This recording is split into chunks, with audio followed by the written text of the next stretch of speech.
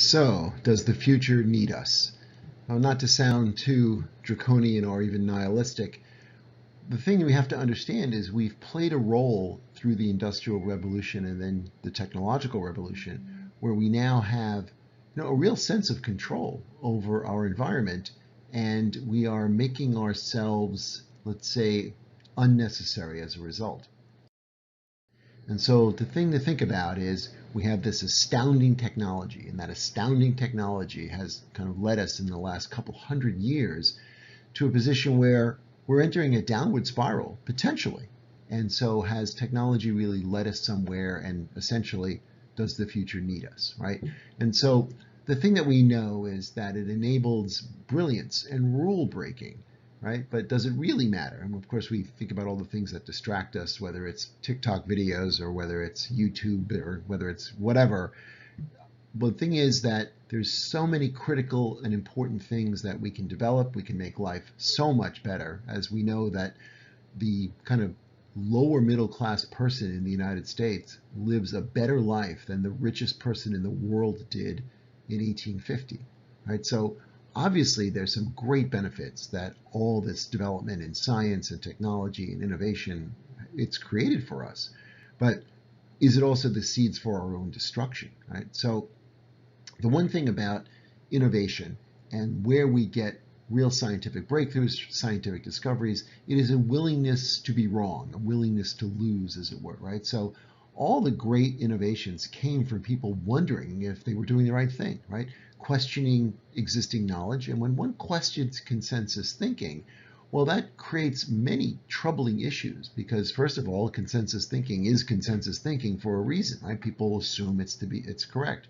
But a real breakthrough means someone is honestly willing to look foolish, right? So one of the challenges that we see today is people think that there's a straight line between a direction and a need and then the innovation that follows, right? So what I say is, we have a wish that, let's say, will address climate change in some way. So we create a law, let's say in the state of California, that says, well, we're not going to sell new gas-powered vehicles beginning in 2035 or whatever it is. So everyone's going to have an electric vehicle.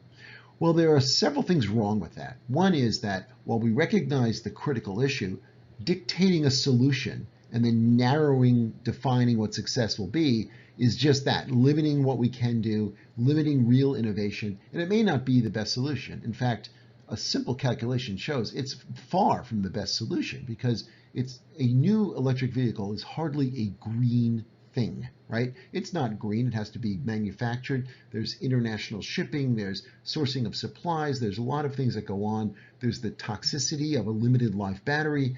All of these things, including an electrical grid that needs to stress in order to charge those vehicles. And so this is not ideal. It may be a transitional phase, but we're not allowing other technologies to bloom because we're limiting it, right? So hydrogen may be a solution, it may be a better solution. In fact, if it works, it is a better solution. But how to think about what other alternatives there really can be. And this is the challenge.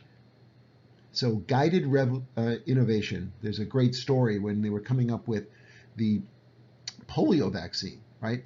One of the things that happened is government allowed for independent research, independent pursuits, independent science, right? And the comment was made that if the government had actually overseen that research, we would have had the world's best iron lung. In other words, we understood the technology we had, so let's just make it better, right? That's a fundamental mistake. That's not innovation, right? That's engineering, right? It's product design, but it's not innovation. So saying, well, we have electric vehicles, they seem to be better than internal combustion engine vehicles, so let's just have those, right? It's the equivalent of saying, let's have the world's best iron lung instead of a polio vaccine. All right, so one of the things to back up is, well, what can government do, right? So we've seen this legislation that I say is very misguided. So legislation is not the answer, but what is the answer is basic research, basic discovery with no agenda or real purpose involved, right? So one of the things that came out of World War II, a massive public spending program that just looked for basic discovery, basic science. Now, of course, we were trying to create a bomb, right? But we were funding basic discovery. And then the Cold War, kind of, the fear and paranoia, right? Well, we're looking for disruption in communications. Well, we created the internet, right? And so we're looking for, other things that can essentially help because we're afraid of losing, afraid of getting behind.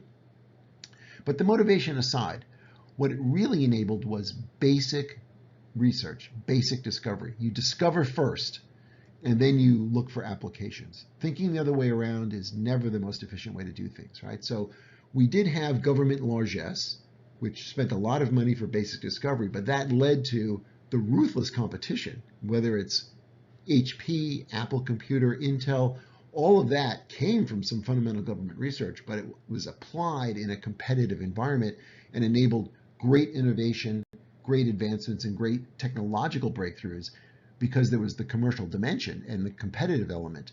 And that is really maybe the most potent combination for how we can make sure that the future still does need us. So in summary, you have to have a brilliance, but a willingness to be wrong. I say it's a willingness to lose, which people really have to understand. There's inefficiencies to things. Sometimes things just don't work. We should be tolerant of that. And if it's using public funds, apparently we're not tolerant of that anymore. Well, we should be, right? And I say there's inefficiency of efficiency, right? So ultimately, getting these wonderful products and these great ways to deliver those products and great innovations, those things really do start with inefficiency. We don't know the best way at first. We discover, we rediscover, we redo, we go back again. It takes a lot of hard work and it takes a lot of trial and error, but ultimately that's where the efficiency comes from. And it is basic discovery. More than anything, it is fundamentally basic discovery that will drive innovation. And then we don't need to know what we'll use things for first, but it's a role that government should play. Government shouldn't try to legislate or regulate what ought to happen.